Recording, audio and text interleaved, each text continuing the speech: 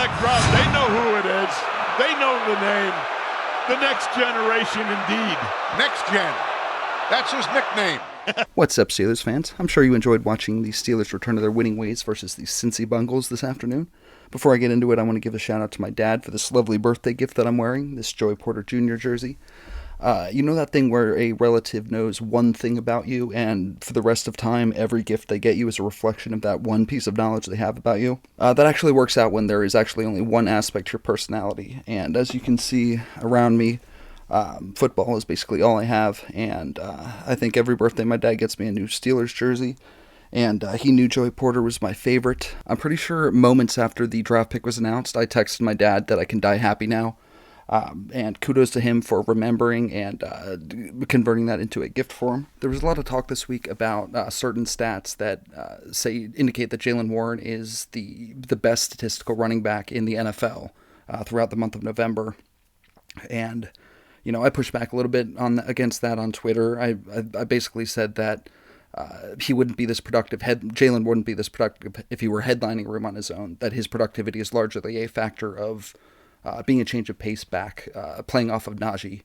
And what I meant by that is Najee Harris is a big bruising running back. We all know this, obviously. And you saw today what happens when one guy tries to tackle him solo. So if you want to bring him to the ground, it's got to be a group effort. They have to collapse on him. It has to be when you play JV soccer, they call it bumblebee soccer. But that's how you got to play against Najee. And, you know, if you try to do that same stuff against Jaylen, he'll see you lowering your head and trying to come after him, and he'll just zip around you.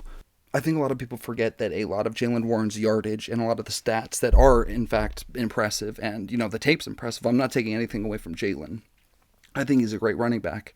I'm just saying the numbers are a little bit misleading. A lot of his stats were built on third and long situations where the defense was very keying on the pass, and they weren't that worried about what you were going to do against them on the ground.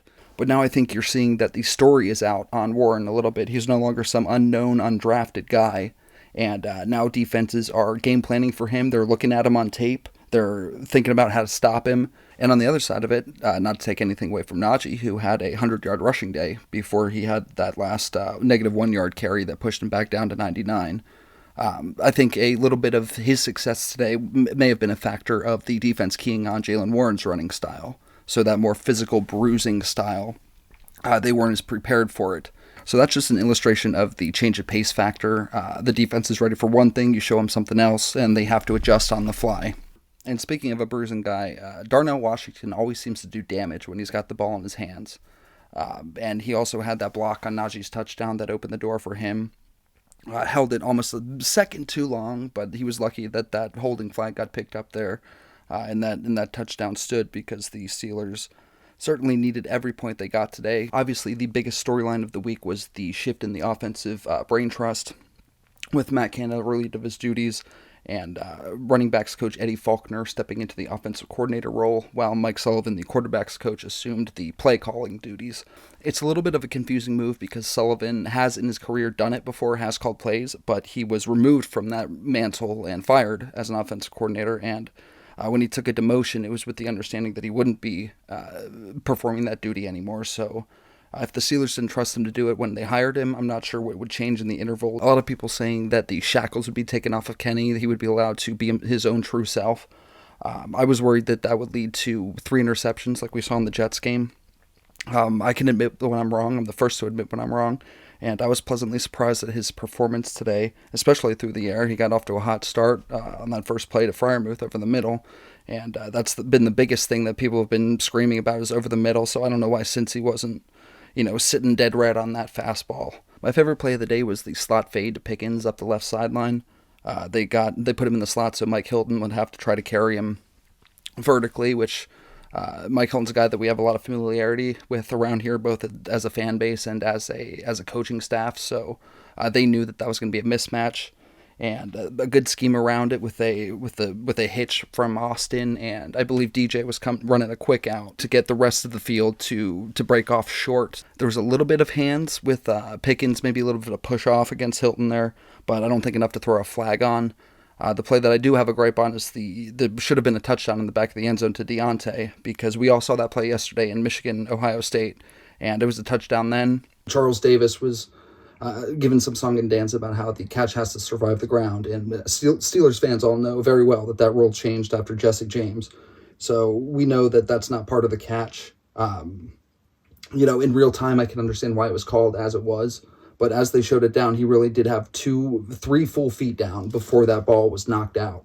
So anything that happens after that third foot comes down is null and void. On the defensive side of the ball, TJ got into it early. He had that strip sack, and then he had an early pass breakup. We got to see him do the seatbelt celebration. He had talked this week about how the attention that offenses were paying him had kind of minimized his effect on the game in recent weeks, and how if they're going to continue to do that kind of stuff, he's going to have to enter blocking lanes. He's going to have to bat stuff down. He always seems to come up with a pick against Joe Burrow, so maybe Joe's lucky that he didn't play today. I don't want to call it a pattern yet, but this is the second week in a row where TJ has taken an unnecessary roughness penalty, roughing the passer, on not what I would consider to be a ticky-tack, leave that in your pocket situation, on a clear frustration of lack of production, taking an extra half step before he lays a lick on the quarterback. Nobody would ever look at TJ Watt's stat line and think those are bad numbers, but they aren't TJ Watt numbers, and he expects himself to be in Defensive Player of the Year consideration perennially. On the other side of the ball, there was a third down pass attempt where Pickett took a helmet right to the chin that was not flagged, and I thought very well could have been. Obviously a different situation, so you're not going to compare apples to oranges. My guy Joey Porter Jr., another early pass interference penalty that's been plaguing him ever since college, but he seemed to settle down. He had that nice pass breakup on the slant flat combination. He was on Chase running the slant, and they had the running back coming out of the backfield. This Chase is just a decoy to get that side of the field to clear out to get the guy out of the backfield more space. Joey wasn't fooled by it. I'm sure he's seen that at Penn State in high school, all the way back to sitting on the couch watching his dad play the game. And he, got in the position, made the play, and he continues to impress. And, we didn't hear his name. We didn't see him the rest of the broadcast. So I think that's the best thing you can say for a defender, is if they're not even testing him, that's the highest praise an offense can pay a defender, is to be afraid of him. Quick shout out before I get out of here to Trenton Thompson with that interception. He's broken on a couple of balls nicely the last couple of weeks. I'm glad he finally was able to reel one of them in. Great instincts in that guy. Not obviously, we'd still wish to not see him on the field at least as much, because it would mean that Minka was back into the fold. But he's making it very hard to hate him and wish he was not on the field. I'll say that much. So obviously the win has kind of an asterisk because the great Joe Burrow didn't play. But we're 3-1 in the division right now, and we have another game against Lamar Jackson, the Ravens, and another game against the Joe Burrow-less Bengals. And I think you can make a good argument for at least a split in that situation. The Steelers always seem to have Lamar Jackson's number. We figured him out to a certain extent. You'd think that if he were one of the great ones, as they keep trying to tell us he is, he would be able to figure out what they've figured out and make the adjustment to find a way to be successful against Pittsburgh. I think he has 2 wins against the Steelers in his career, and one of those was his rookie year where he barely played. I don't think he had a pass attempt at the game. But it's 7-4 with the rest of the division dealing with severe injuries. Mark Andrews out on the Ravens, both the Browns and Bengals missing their starting quarterbacks, obviously. The AFC North is wide open. The rest of the AFC picture gets a little bit more crowded. The Eagles continue to dominate the NFC. So, how far you get in the playoffs is still a lottery at this point, but all you got to do is make it to the dance, and who's to say you can't get hot at the right time. The Steelers seem to have bottled some lightning with the change in the offensive brain trust. Let's hope that continues to pay dividends. They continue to evolve and find ways to grow, because these short-term solutions are going to be found out by defenses quickly. They're not going to work for long. So, the other shoe may fall on this switch and make it worse before it gets better. But at this point, there's a strong possibility I may have to admit that I was wrong about changing coordinators mid-season. I thought it was a death blow to any chance that this team had of going anywhere. I'm not usually happy to be wrong about stuff, but this is one that I would be ecstatic to be off on.